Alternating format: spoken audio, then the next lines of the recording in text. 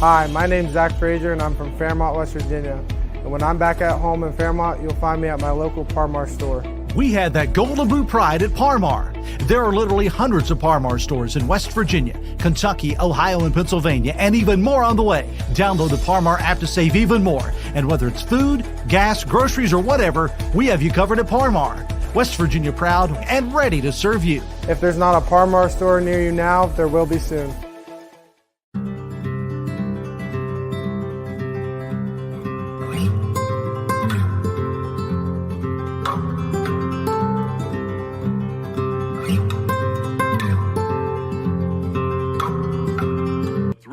Of football is partnering with White Oak Pastures. White Oak Pastures is one of the most progressive farms in the nation, making use of every part and piece of the animals they raise. White Oak Pastures customers are looking for food that is superior on every level for their taste buds, health, for animal health and happiness, for soil and grass, and regenerative planetary health.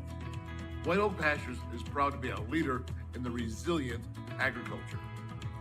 For ordering products, shipping, and discounts, go to whiteoakpastures.com/3wolves. That's whiteoakpastures.com/3WOL. Hello, friends. On this very, very special day, a happy Thanksgiving to you from the Three Wolves of Football, the boys from Orchard Park, the Outsiders. And I'm the Wolfman, Dale Wolfley. And as you see here, the one that looks like he's a biker, Frank Wolfley, or Derry boy. How are you doing, Derry? Doing great. All right. And of course, he's already ready to go. And his chopper, that's a chopper right there. You got Pony Boy. And this would not be the first time, Rose, that we have been on a motorcycle, especially a Harley. So all that we're all thinking about cruising on down the road on this very happy Thanksgiving. And for talking about happy Thanksgiving, Derry, you're the oldest brother, and always when we are in our family gatherings, whether it be our uncles, our grandfathers at the time, we always had one to the eldest and the lead off. So we're going to have you lead off, and you tell us what you're thinking about this Thanksgiving and what you're thankful for.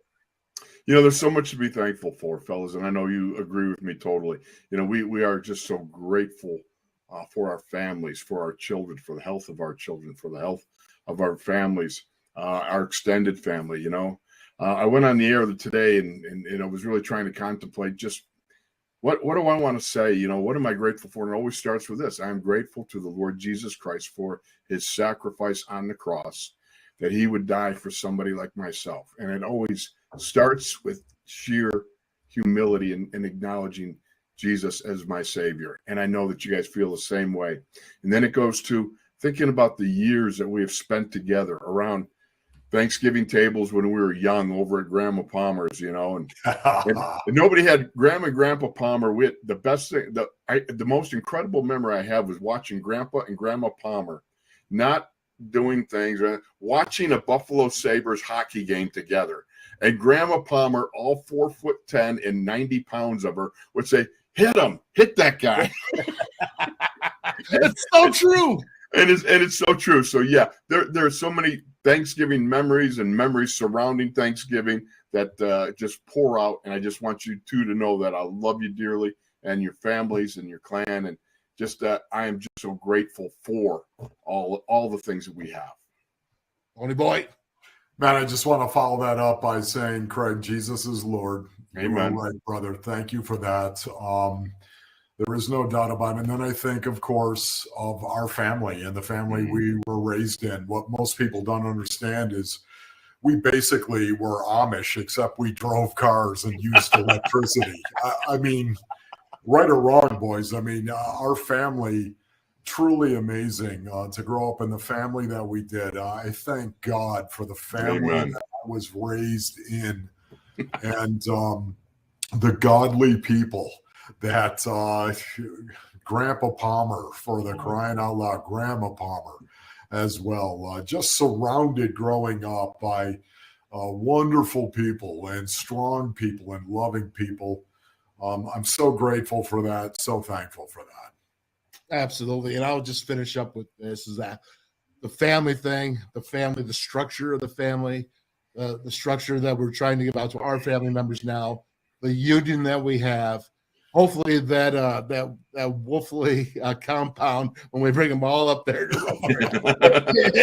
is going to keep flowing, man. And a special thankful for a wonderful mother, such Soupy, of course. And I'll tell you what, with you guys covered everything else, because I'm right there with you. I am so thankful that we are doing this show together, because it's the first time we've been working together professionally, and it has been a blessing of blessings. Amen. For myself, anyways. You guys can speak for yourself, but for me, it has been. I think for all of us, you speak for all of us on that. Yes. No doubt about it. Okay. All right, let's hit it and get it, baby. What do we got? We are going to move, and this is actually a little bit of you today there, Derry, thinking about The Locker Room with Wolf and Starks on ESPN Pittsburgh and Steelers Nation Radio. Well, indeed, here we are heading into the last segment here, Max. I got to tell you, I'm enjoying it because I'm almost tasting turkey right now. It's in my gourd, it's in my brain, and I'm like fantasizing about the turkeys. Okay, so when I was watching that, I'm like, I better record this. Okay, what is in a Craig Wolfley fantasy with turkeys? Oh, man, you got to have the white meat. You got to have the dark meat. You got to have the stuffing. You got to have the cranberry. You got to have the gravy. Look, one of the things I went back and I went back to the 1621 harvest meal that the Wampanoag Indians shared with the Pilgrims, okay? Guess what was not on the menu? They got 2 documents that talk about what was on the menu, and on neither one was turkey. There's no turkey. There's no gravy, right? Because they had no flour mills in 1621 over in the Americas, right? There's no gadzooks. There's no the sweet potato casserole because tuberous roots hadn't come from the Caribbean yet, and there was no potatoes because they hadn't come up from South America. What kind of Thanksgiving meal was that? Honestly, they had to have something good there, Craig. Honestly. Okay, here, I'll give you something. No, I'm going to ask you two, all right? Yeah. They had lobster. They had shellfish. Okay. But you know what else they had? Eel. Oh, yeah, pass over the eel. Please, let me have the eel and some cranberry sauce. Let me have some eel and whatever. No. Yes, what a horrible that thing is to bad. have. You got to have gravy, too. If you don't have gravy for Thanksgiving, what are you Yeah. doing? I mean, honestly, what are you doing? I wonder how gravy on eel would taste. But regardless, I will say, once again, another Wolfley moment to miss the idea of what Thanksgiving's about. But tell me right now, this is not a great holiday. I mean, think about it. Thanksgiving is so cool because you're talking about Thursday, Friday, Saturday, into the weekend, of course. You're talking about, for some people, a 4-day weekend, man. How cool is that right there? Football. And football. Yes. It's guys, it's faith, it's family, it's food, and it's football, man. All Bingo. the 4 apps are there at Thanksgiving, man. Let me just say this right now, okay? I told Faith, I said, I'm going to eat so much turkey and be so tryptophaned out, you might have to Narcan me, okay, to bring me back. I'm going to be out on the couch tomorrow, baby. Oh, my goodness. One thing I want to say before we go to the next subject, which is going to be about food, but the next subject, Steve Newberry, Ryan, your former teammate of yours. Noobs. Yeah. He said that him and his wife was actually around listening to the podcast, and when he was listening to it, she said, is that all they do is talk about food? True story. So, let me think. Yeah, a lot of it. There you go. Hey, and you know what, Derry, I want you to talk about this because I think this is so special. And you and Township always had a big part here in Light of Life. And you can see they prepared 2,000 meals for their lunches for Thanksgiving with 100+ volunteers. They're there every single day for the homeless. They're feeding, they're sheltering, and they're just doing great things in the city of Pittsburgh. Light of Life has been serving the people on the north side and all of Pittsburgh in the area for over 60 years. They have been there for all the transients, for the addicted, for the mentally ill, for people who are suffering. And they have been a transformational point for people who have gone through the program and graduated. They have a graduation program, and they just do marvelous things. And it's all based on the fact of what Jesus does. The transformation. They walk through the doors, and there's transformation that occurs. I just can't say enough about the people there. A matter of fact, I'll be down there tomorrow doing a little bit of serving up and everything else, just because it's just so wonderful. When I first went there in the late 80s, and Tunch, God bless him, our brother Tunch, we all have been involved with charities, and you say, they all have valid stuff. They're all, they have great stuff they do. And I remember telling Tunch, with these charities, they get some great dinners. And he goes, it's not always about the food, okay? He said, come on down. You go through the doors of life. It'll change your worldview forever. Men, it does. It does. Yeah. And you see people who had no hope, suddenly they have hope. People who were hanging on by a thread, now they found a knot to hang on to. And I love that. I love they pour life. They're the hands and feet of Jesus on the north side. So, yeah, I love the place. Love others, man. Yeah. Respect others. There you go. Treat them better than yourself. Right, man? That's right. You can light somebody up on the football field and help them up. That's the way we're born. Or you can just light them up in between the white lines and then wait till you walk off the field. And then you can love them up. This is not this could be a mulligan time. We're just because it's Thanksgiving. It's still available there in Pony Boy. I want to know if you want to redo over. This is something from your past. It is during your NFL time, but it is your past. I'm going to tell you this. I think it's kind of cool. Okay. I'm going to let it ride, Soda Pop. Well, here we are, Arizona. Wait a minute. Are you Dolph Lundgren or Sylvester Stallone? Oh my goodness! I love it. I've got that. I've got that poster outside of the garage right now, and it's furled up. It's not. I don't keep that thing unfurled, if you know what I mean. I don't know. Steffi might like that hanging there, buddy. Yeah, look a little like a tough guy. But really, what I wanted to get a question out of that is, what was it like? Wait a minute. No, we wanted to laugh at it first. Come on. Well, he was pretty red. Because, here's the thing that I love. When Dale says to us, do you want to double down? It's something from your past. And we're like, uh-oh. Right. I'm going to let it stand. I had to say that on that one. I had to say, no, I'm going to let it ride, Soda Bob. I remember doing that, man. That timed up with us moving down here from St. Louis to Phoenix. That's some company said, oh my goodness, who are your biggest stars? And because I was a team captain, they named me as one of the guys. They did it with 3 guys like Stump Mitchell, Bob Clasby, myself, and Neil Lomax. Okay. 4 guys actually did posters right there, and they said, hey, listen, we know you're kind of a kamikaze. That's what they called me, a kamikaze on special teams. So we're going to call you the All-Pro Commando. And you know what? You've loved it ever since. You see how red I got? Knock it off, Soda Bob. Okay. Well, listen, one story that I want you to tell me quickly, or the description is, what is it like to go from one franchise in St. Louis and take that same franchise and move it out to Arizona? I don't know. I've never talked to you about it. Yeah, no, Soda Pop. It was crazy, man. It was absolutely insane, as a matter of fact. If you can imagine an NFL franchise moving from St. Louis to Phoenix, Arizona. Now, they had, of course, the Arizona Wranglers in the USFL. They had that before, but they never had the National Football League. And we moved out there, and once the announcement was made, they actually flew us out there. They flew us out there for a press conference. And when I say that, I'm talking about the team captains and some of the coaches. They flew us out.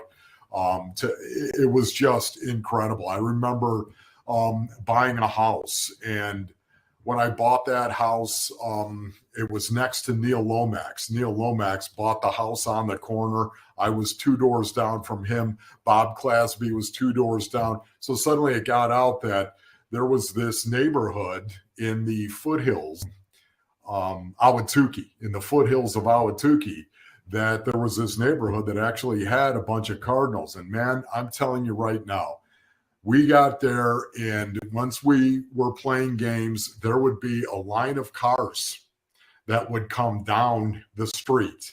And we would be eating dinner, of course, in the dining room, which just happened to have a bay window.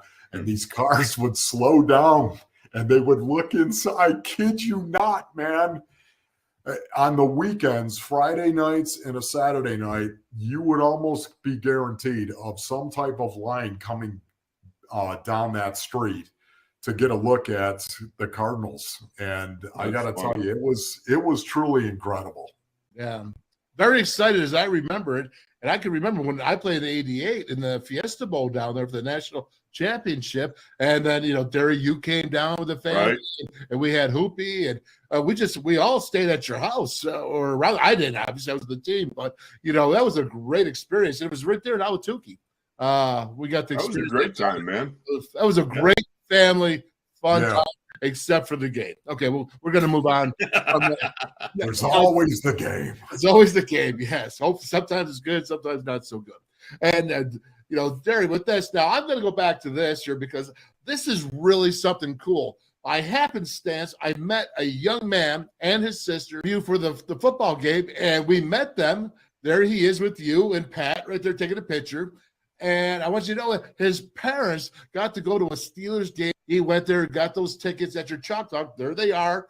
And sometimes it's just nice to see when you do something and people get to do something really special and how grateful they are. So I want you to see this because it was really cool. Special Olympics. He participates in it. And you guys are just doing really good stuff, man. It's really nice. Giant Eagle's behind this all. Giant Eagle provides for we have questions, and Pat Fryermuth is just a really great kid, a young man who's I will tell you this, in the future here, when they start talking about the great tight ends in the NFL, his name's going to be in the conversation. But I will say this, he's very engaging with the people. I'm just there to facilitate.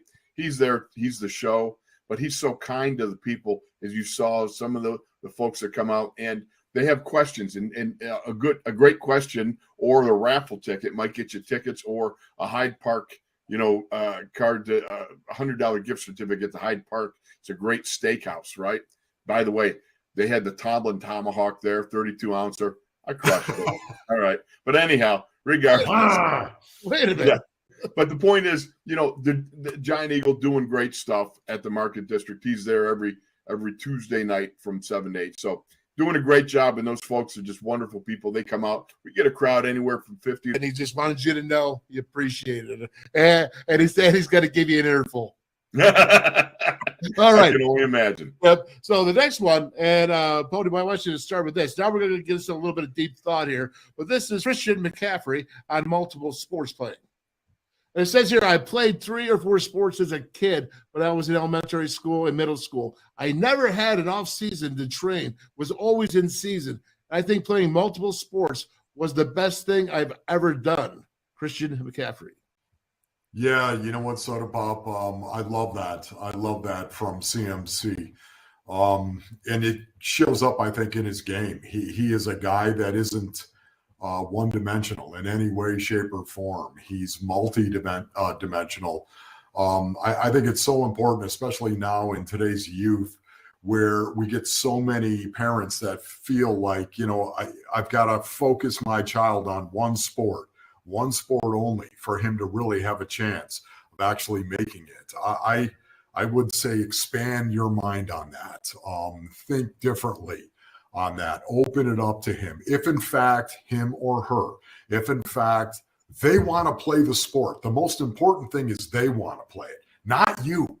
You can't play it for them. You can't want them to want to play it the way you used to play it either. You got to let them follow their own heart. Now, listen, is there some nudging and some guidance that's involved in that? Absolutely. But, man, it's just like my son. He's 12 years old right now, loves baseball, loves football, loves basketball, and is playing all 3 of those sports. And back when we were coming up as well, you know what? College coaches used to love to see you play in other sports. They used to love the fact that you would do that. That was usually a plus. They would put it into the positive column, so to speak, and not a negative. But I'm acknowledging the fact that times have changed, but I just don't think it's ever a wise thing to do to take a young kid who's developing and say, this is the sport you're going to play and only that sport. I don't think it's good. I agree. And, Jerry, I remember Jerry Angelo coming to your basketball games with you and Lex Luger, Larry Fowl were playing basketball, and he was the center. He tipped you the ball. I can remember this. I was so young. And then you put up for the game winner, and he was there to watch you play. Let me just jump in on that because I will tell you, okay? I'll never forget that we're playing Clarence. We were down by 1. We got a jump ball. There was like 5 seconds left. Rod Osterstrom was the center. Rod gives me the nod. I'm standing I got my back to the basket. I'm positioned, where the dotted line is on the foul line. He's at the foul line, right? They got a jump ball. He nods at me, and I go, I don't want the ball. No, I'm not Mike Jordan. I don't want the ball in the last shot. And he looks at me and goes, and I went, and he tipped it to me. I don't know if it ricocheted off my head or I actually turned and put the ball up. It went through the hoop. We won the game. I still don't know how I scored. Somehow I scored. I think more. I think he just bopped it off my head and it popped into the basket. You know what? I don't believe you because you remember it way too well. I remember Lex Luger being the center and giving you the nod. No, he was there too. He was positioned the other way. I'm like, you give it to Lex. I don't want it. By the way, awesome. He was not known as Lex Luger at that time. No. Larry Fowl, but God bless him. And Ponyboy, you were pretty good too. I remember you hitting a 45-footer outside of your JV year, JV basketball. We all played different sports. And this is the reason why I brought it up, because honestly, I have a little bit of regret. I think I let my boys go ahead and quit other sports too early. Really? Played basketball, Stone played basketball. But, with Ozzy, I think that I wanted to do better. And when I was in a radio show with Neil Brown for the head coach at WVU, he said, I want them to play other sports because it builds other muscle memories. Because different sports hit different things. You think about basketball, footwork. You think about wrestling, balance, push-pull, all those benefits that you can get from other sports. So, baseball, hand-eye. I encourage people, if your kids want to play, let them play. Don't just focus on one sport. And that's my spiel. No, you know what, Soda Pop? I'm so glad you said that right there because you want to talk about a family. Your boys, I'm talking about 3 boys, man. You sit there and talk about those 3 boys that were raised, and 3 of the 4, I should say, unbelievable football players. And all of them getting college scholarships. Think about that. What are the odds of that, Soda Pop? You're the stud of the family. That's true, too. That's true. But I guess still, it's not like I've sired nothing but studs. Well, I'll tell you what, man. I think all of our kids are studs. And amen. It's fantastic people in this family, on this Happy Thanksgiving. We're going to keep it rolling. This is, again, football related and is so doggone cool. And I know y'all know it, man, because you got some special stories to tell. Little Thanksgiving. Oh, look who it is. Look at the refrigerator. Oh, the fridge, man. Look at him move. Yeah, look at him go. Wow. Incredible. And I saw this and I remember the stories you guys had. And yes. I just want to share because a Happy Thanksgiving, I think of him eating. I think of a refrigerator. So Pony Boy, what's your story? Look, man. Look, I'm just going to say this quickly, all right? It was game 3 of the preseason in 1985. The Chicago Bears had drafted William the Refrigerator Perry. They had drafted him in the first round, and he had just signed his contract 2 days before we traveled up to Chicago to play at Soldier Field. It was the 4th quarter, and as you know, especially in that 3rd preseason game, there's a lot of rookies that are out playing in that 4th quarter. Well, I was out there, and it was a 2-minute timeout. We were all backed up at our end. We were on our own, I think, 11 or 12-yard line, and suddenly Ditka grabs the fridge. William the Refrigerator Perry, who had just signed 2 days before, runs him, pushes him onto the field. Soldier Field explodes, just absolutely explodes. And all of a sudden, I'm in the huddle, and all the offensive linemen, their eyes are like this, because we called him the man of perpetual motion. He came running onto the field, guys. He was 6'3", 385 pounds at this point in time. He was out of shape. Ditka was all PO'd about it, out of shape, and it was one of the reasons why he was going to throw him out there just to get him onto the field. 385 pounds. He came running onto the field. And we called him the man of perpetual motion because even when he was standing still, there was stuff that was still moving on him, right, all over. I mean, the people at Johns Hopkins, they would follow him around and wait for junk to fall off him because there's stuff on him that we don't have, guys. I'm just telling you. Anyways, my first assignment, right? Very first play that I'm in, there's the fridge.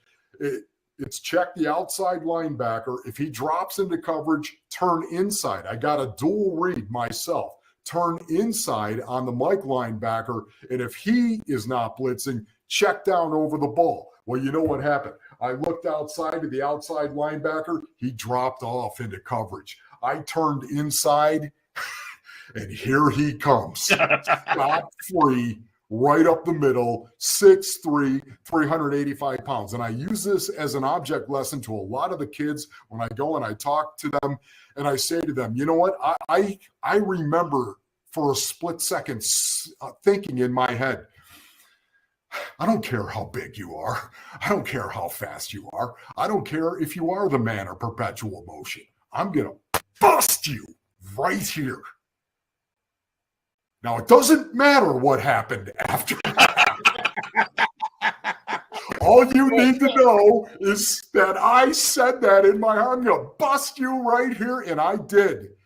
But I'll tell you what, man, he picked me up, guys, and he carried me 5 yards in the air and dumped me on my back at the feet of the quarterback. But that wasn't it. It wasn't done. I'm laying on my back at Soldier Field. I'm thinking to myself, man, I can't see anything. I can't hear anything. I can't feel anything. Ron, you passed out. You got knocked out on.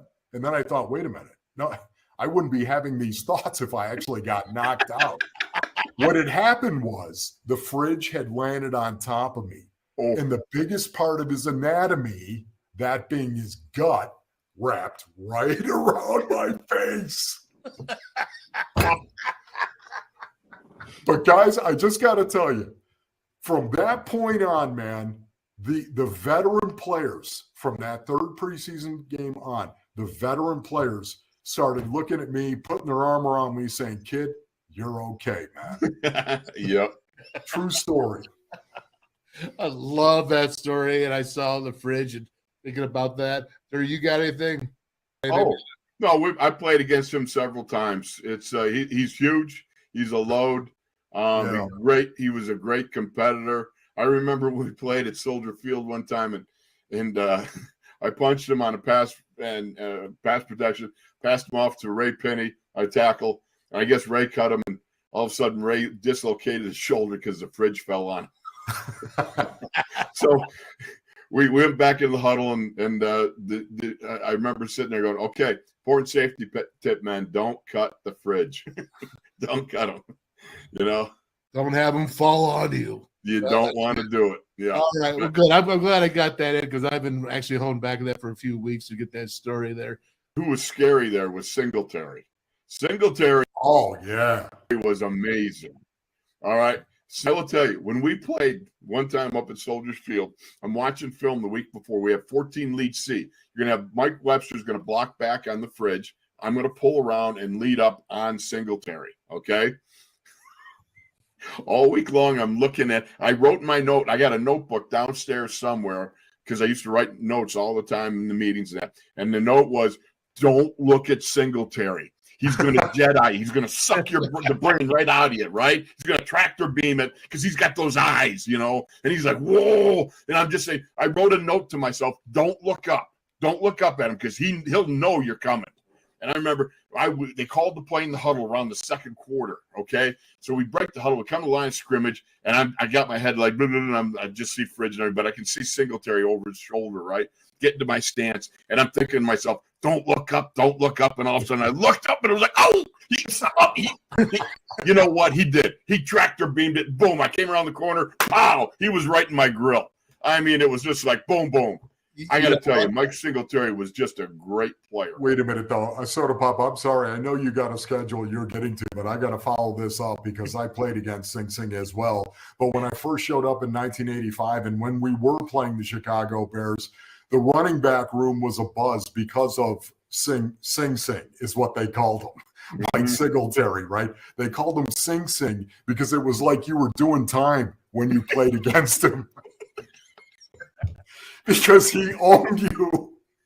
I mean, it was bad, man. We had some real battles, man. That was his nickname. Yeah. Well, all I was going to say is that, Derek, you just had to look up. They told you not to, but you couldn't help yourself. I couldn't help myself. All right. Well, and that goes to be for this next part because I really like this, and we've always talked about this, watching character on film. And, Boney, you brought this out actually this week. In the National Football League, I also, Basin Reigns, I can't help it, man. You've heard me say it over and over and over again. If you watch a man play the game of football from the snap to the whistle, all you do is watch him play the game of football from the snap to the whistle. It will reveal an awful lot about that man's character. Yep. Now, I know you feel that we all know that, but go ahead, man. Just talk about it. Yeah, once again, you guys know what a special place the game of football holds to all of us, of course. And I think what so many people forget is, especially in the NFL level, because it's always money. Everyone is always talking about money. So much of the time, it's a test as well. And you guys know my own personal psyche and the way that I played and how I felt. It was always, are you as tough as your father? Are you as tough as your father? Because we're going to find out right here. And yet I know it's so true. When you watch somebody play the game, don't take your eyes off them. Just don't do it. Watch them over and over and over again. And I think the greatness of the game is that it reveals so much about you as a person. And are you tough? Are you smart? Are you stupid? Doing dumb things when you shouldn't do it out on the field, right? And getting stupid penalties, of course. I mean, there's a lot of things that somebody can look at you and say, wow, this guy must be a pretty smart guy, or this guy must be a pretty tough guy, or this guy, you know what, I like the way he treats everybody on the field. Whatever it may be, it reveals your character. That's why it's a great game. Right. Absolutely. You can even take that, and this is one of the things that bothers me about the NFL, really.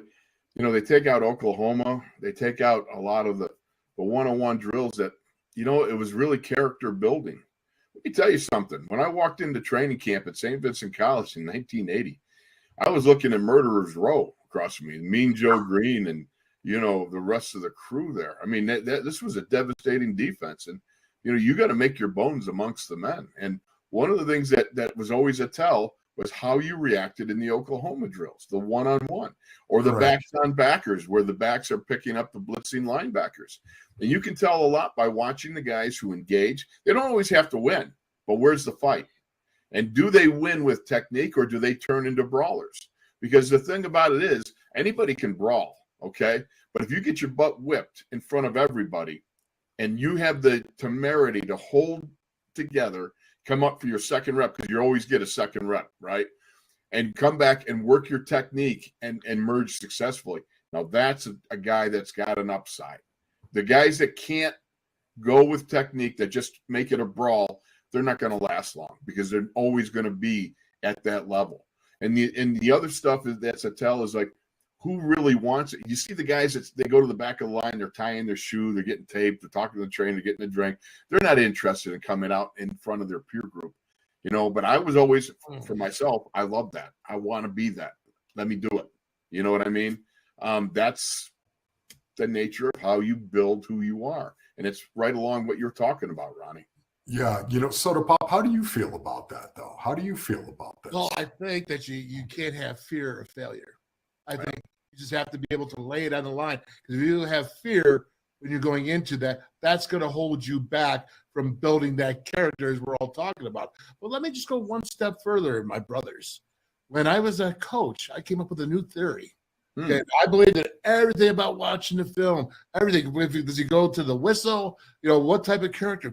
But here's the true test of everything. And I learned this at Phoenix College there, Pony Boy. And it was when a guy comes in and he looks like, this dude looks like a Tarzan.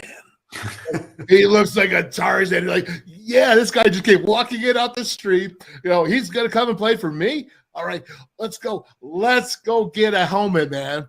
And listen, I want you to pick out your face mask. And every time they went in there, and if I had this big old bad dude who looked like Tarzan, and you know what I'm talking about, Pony, but he went and he picked out a running back's face mask. I knew that he was going to be a Jane. You know what I mean? I knew he was. That's so true. Tarzan looks like Tarzan, play like Jane. And you know what? It's all about the face mask. How can you get serious if you're going to go with a running back? I mean, it's a true story. I'm telling you, it worked almost down to the 100%. I knew exactly what I was getting. And that's my theory, and I'm sticking with it. And now we're going to go to a guy who really knew the theories. And I love this. And last week, Pony Boy, it was about, your old coach, Bill Belichick. Oh, theory, I was thinking, man, we got so many sayings and quotes from Chuck Noll that I wanted to go ahead and look at. And this is what I came up for this week. And Chuck Noll, God bless him, in 2014, he has passed on. But he says, some coaches pray for wisdom. I pray for 260-pound tackles. They'll give me plenty of wisdom. And this really just goes back to an older school age saying, I need the Jimmies and Joes, no matter what your philosophy is. You have all the best wisdom in the world. If you don't have the players to make it happen, he knew that way back then. Now, he's saying 260-pound tackles. It's coming up a little bit now, but that was the premium back then. And Chuck truly believed, it doesn't matter the size. You bring me the athlete, I'll build a player. And that was really his whole mindset. He could teach anybody. I mean, the thing that Coach Noll was that was so awesome was that he could coach the D-backs, the kicker, long snapper, offensive line, quarterback. He could coach anybody, and he was really just one of those guys that was instrumental in my life, totally changed the trajectory of my life. But that's a little bit of the Nollism, and there's a lot of them, and we could sit here all night and start going along with Nollisms, but that's the respect I have for Coach Noll because he was truly something special in my life. Yeah, can I just say also as well, I totally agree with that assessment, Soda Pop. I mean, that is an old school mentality. That is a traditional mentality. Bill Belichick believes it's the player, not the play. He believed that. And it's interesting because the traditional offense that we're seeing right now is being blended with the new age offense, of course, the spread offense. And these two worlds were colliding, I think, at one moment and clashing at one moment. And now they're trying to blend the two. And I think you would probably agree with this, Craig, that there is a blending that is going on at the National Football League level. Yet at the same time, there is some tension. And the tension is over, is it the player or is it the play? Is it the play or is it the player? And I think that is still got to be worked out in the NFL. There are some coaches, I believe, that still think it's more about the play than it is the player. And there are some coaches that believe it's the player and not the play. And I think they're trying to reconcile this right now in the NFL, and it's still up in the air. But I think the blending of the two is squarely on. There's no question in my mind. I think you got a great point.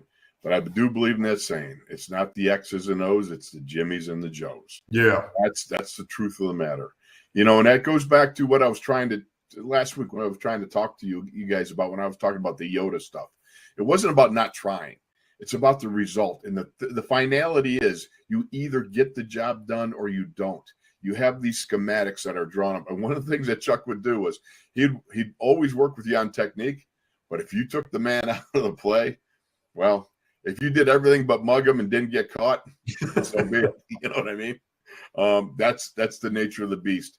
And all I'm just trying to say was that's the finality of it, though. The summation of a play is guys that either get the job done or they don't. And that's where it comes from, Well, I would say I would agree, because when you go against, let's say, Lawrence Taylor, I think it's about the Jimmy and the Joe. When you go against my guys from Phoenix College who wear face masks, their defensive lineman like a running back, it's more about the play. That's okay, I think you summarized it perfectly. Okay, Soda, we get it, buddy. We get it. It really bothered you. That is so funny. And with that being said, let's go ahead. Not a great week for the two of you with your teams. Yeah. Pony, I'm going to start with you. What did you say to me? Hola? When you were in Mexico City? I hope you didn't drink the water, but just a brief, didn't work out, but let's talk about the Chargers as well, though. Yeah. Let me just say, the San Francisco 49ers right now, they're looking really, really good. And especially on the line of scrimmage, they're very good. They're such a physical team offensively, and they're a physical team defensively. It was interesting because that first half was played very, very close to the vest. It was a competition. There's no doubt about it. The problem is in the second half, it got sideways on them, and it became more about a coronation at that point in time and not a competition anymore. And the battle was lost, in my opinion, on the line of scrimmage, offensively and defensively. The Cards could not run the ball. They tried to, but the San Francisco 49ers front seven, guys, is the best front seven for my money in the National Football League. Number one in rushing yards per game allowed, and number one in rushing yards per play allowed.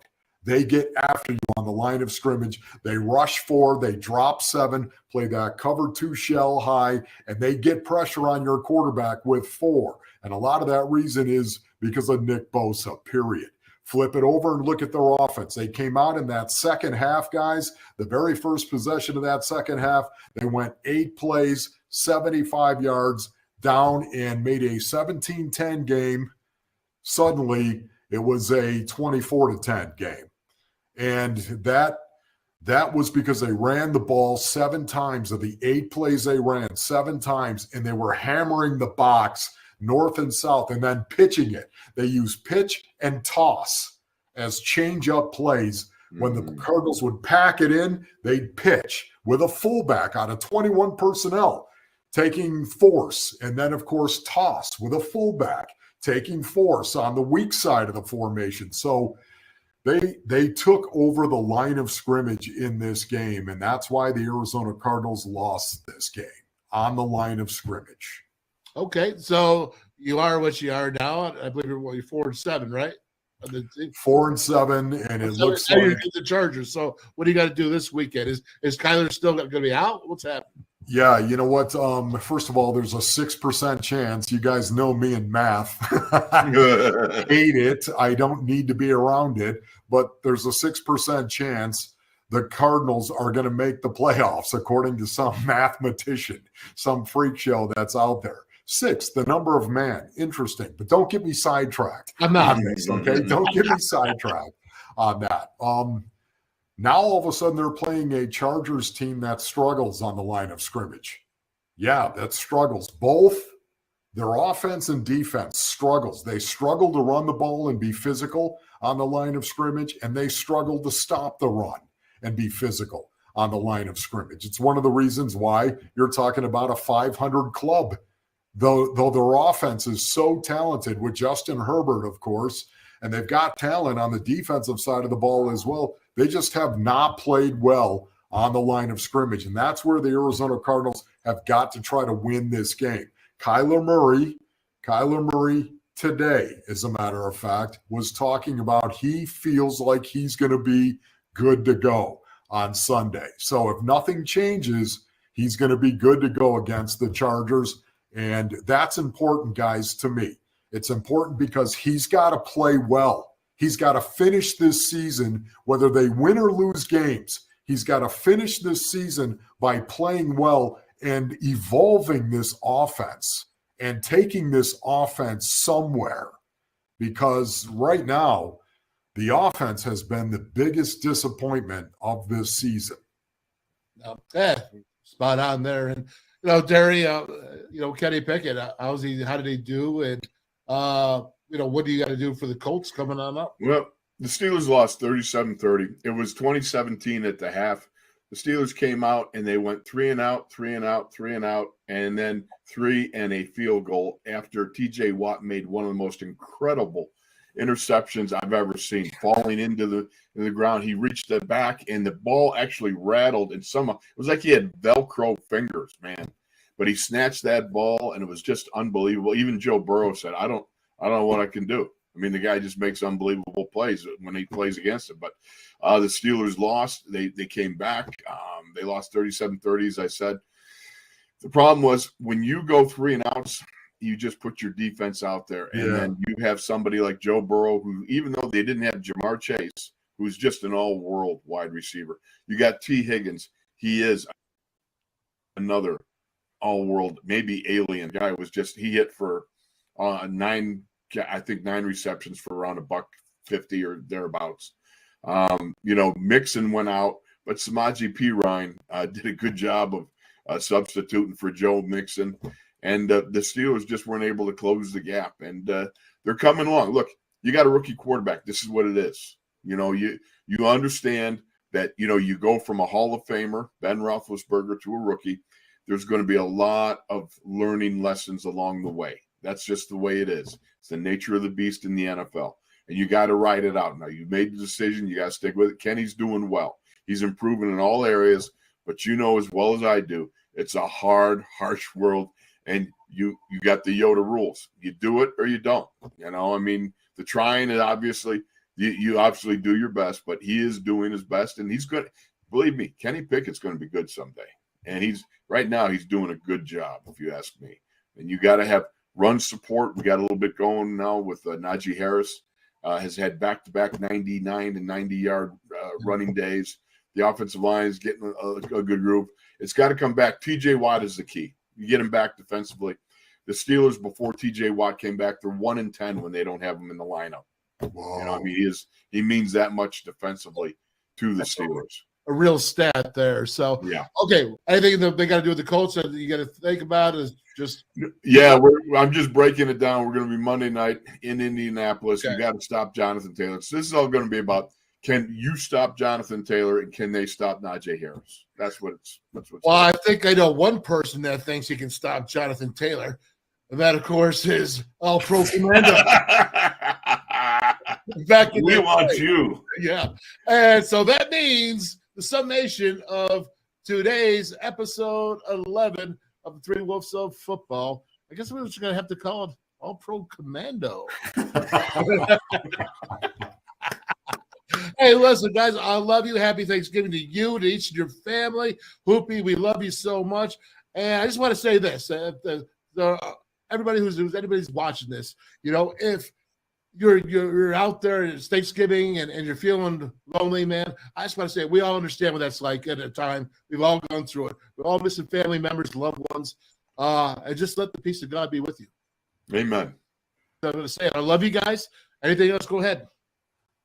No, I just want to thank anybody who tunes in. I appreciate you taking the time to tune in, and hopefully you enjoy it as much as we enjoy doing it, because it's just a great time to be together with my brothers. And I love you guys. And hey, man, let's eat. I need set to work. Yes, and let me just pile on with you guys. To anybody that does watch this, man, seriously, like, thank you. I don't know why you might watch it, but thank you very much. And because of that, I want to give you the turkey salute. Happy Thanksgiving. I love you guys. God bless you all, man. Hey, and you wonder who was concussed in this family.